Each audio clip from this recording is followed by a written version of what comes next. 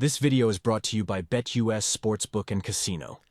Hey guys, what's going on? James here, and in this video today, we're going to be talking about how the Tampa Bay Buccaneers have lost a couple of players. They have lost quarterback John Wolford and offensive lineman Brandon Walton to the rival Carolina Panthers. I am not alone in this video today. Joining me as he has for a good amount of videos lately is Mr. Evan Wanish. Evan, how you doing, man? Doing pretty good. Yeah, I have been on a good bit, but hey, that's a lot of stuff to talk about. So yeah, got to get to covering it, and the grind doesn't stop, James. Absolutely not. Thank you again to BetUS for sponsoring this video. We'll talk about them in a little bit. But Evan, let's go ahead and break this down, okay? Because John Wolford joins the Carolina Panthers, he has a history with Dave Canales now, and very similar thing for Brandon Walton. This isn't the first time the Panthers have poached a couple of Bucs. You saw them sign Keenan Isaac. You saw them sign Cam Gill on the defensive side of things. Now they've made a couple of offensive additions as well. How did we get here? How did the Bucs lose out on Brandon Walton and John Wolford? Kind of break it down for everybody. Well, essentially, they basically chose other players, younger players over those guys. In Walton's case, I know he is a young player, but he had initially made the 53-man roster, and then the Buccaneers ended up claiming an offensive lineman from the Green Bay Packers off waivers. In order to claim him, they had to make a roster move. So the offensive lineman they claimed was Royce Newman for the Green Bay Packers. To make that move, they had to cut somebody, and Brandon Walton, who had made the 53, was cut and was signed to the Panthers, which, again, Brandon Walton's an offensive lineman. Dave Canales is obviously going to be familiar with his game. And when you're a head coach, especially a brand new head coach, you want to bring in players that you're at least somewhat familiar with. So not really a shock. In the case of John Wolford, it was kind of a surprise to me that the Buccaneers elected to move on from John Wolford.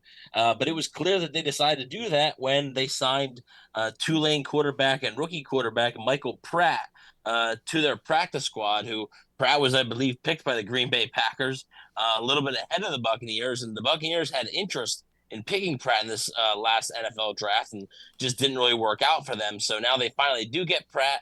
So they decided to go younger on the quarterback side of things, letting Wolford head to Carolina. And as for Walton, they just thought that Newman was probably a better fit for what they were trying to do.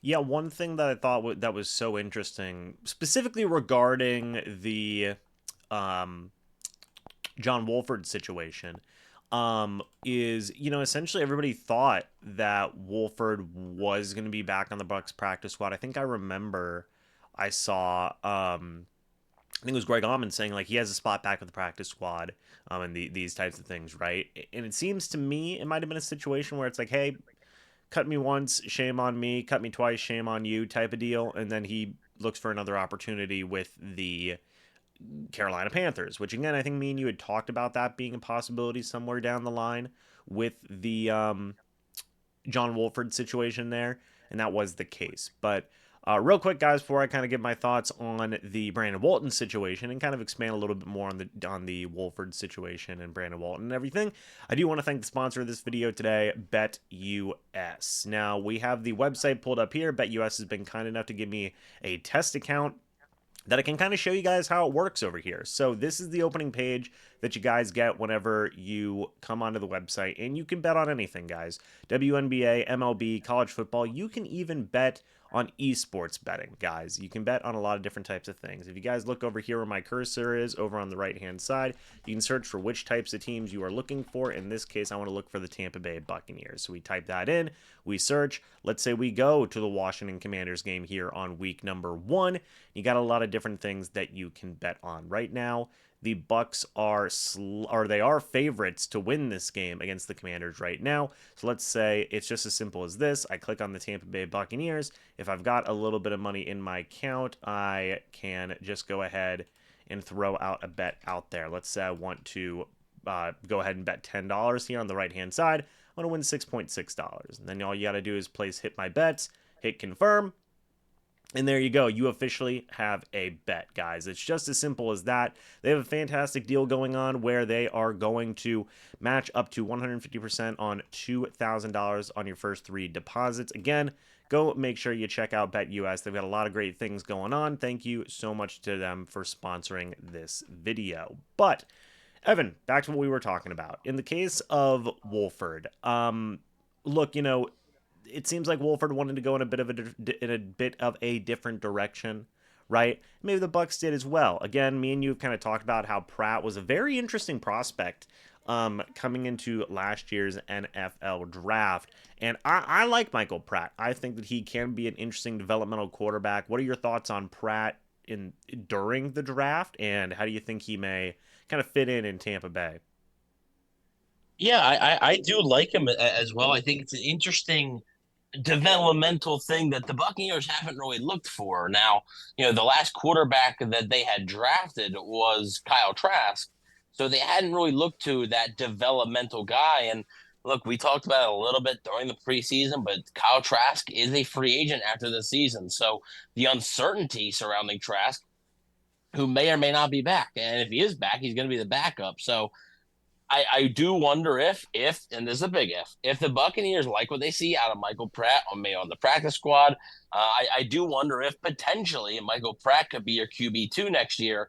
And it is always nice. A lot of times NFL teams like to have that young quarterback in the organization that they can, develop behind the scenes. So I think it's a positive thing for the Bucs. It's something they haven't really done lately. And I think it was time. And they clearly like Pratt. Like I said, I heard rumblings that they liked him before the draft. I think if he was there when the Bucs selected, I think it was the seventh round. I believe he might have been the Buccaneers selection. Unfortunately, he was not, but they ended up grabbing him anyway. So he's definitely somebody that the Bucs have had their eye on for quite a while.